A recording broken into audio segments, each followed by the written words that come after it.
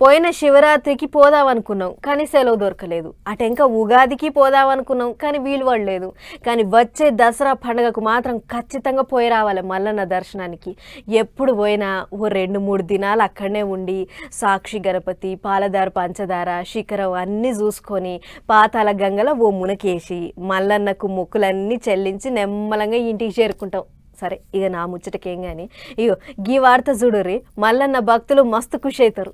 ఆదుకో మల్లన్న చేదుకో మల్లన్న అనుకుంటా శ్రీశైలం మల్లన్న దర్శనానికి పోవాలంటే దగ్గర దగ్గర 70-80 కిలోమీటర్లు మలుపుల రోడ్డు మీద నల్లమల్ల అడవి నడి మధ్యలోకేంచి నెమ్మలంగా పోవాల్సి వస్తుంటది. అయితే ఇక ముందు ముందు మాత్రం అట్లా కాదు, మనసు గుంజినప్పుడల్లా మల్లన్న దర్శనానికి రయ్య పోయేటట్టు ఇగురం చేస్తురు సెంటర్ సర్కారోళ్ళు. మన్ననూరుకేంచి శ్రీశైలం దాకా మొత్తం 54 కిలోమీటర్లు 4 లైన్ల రోడ్డు వేసేందుకు తయారైతుండ్రు. ఇది వరకు 2 లైన్లే అనుకున్నారట గాని ఇప్పుడు 4 లైన్లతో రోడ్డు వేయాలన్నట్టు నిర్ణయం చేసిల్లట. దగ్గర దగ్గర 7-8 వేల కోట్లు ఖర్చు అవుతాయని అంటారు. అడవిలో పెద్ద పెద్ద తంబాలు కట్టి బిడ్జీలు ఎత్తారట. ఇక ఈ ప్రాజెక్టు కొరకు ఏం తక్కువ 2 లక్షల చెట్ల దాకా కొట్టేయాల్సి వస్తుందని అంటారు. అంతేకాదు నల్లమల్ల అడవులంటే పెద్ద పులులకు అడ్డ, అందులో పెద్ద పులి మన జాతీయ జంతువాయే.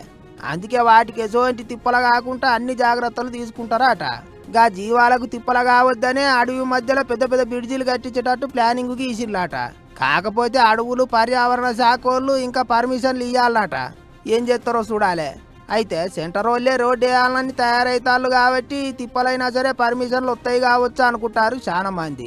మరి ఎట్టయితుందో పోతే ఎరకైతుంది. కానీ 4 లైన్ల రోడ్డు పడ్డదంటే ఇక మల్లన్న దర్శనానికి ఆలస్యం లేకుండా పోవచ్చు. ఘాట్ రోడ్లలో ట్రాఫిక్ జామ్లతోని బాధ తప్పుతుంది అనుకుంటారు ఇంతమంది. శ్రీశైలం ఘాటు రోడ్డును ఈసిరం చేయాలని శానొద్దుల సంది మల్లన్న భక్తులు కోరుకుంటారు. దానికి ఇన్నొద్దులకు అడుగులు ముంగడికి పడుతున్నాయి. మరి ఇక చూడాలి ఎట్ట చేస్తారో.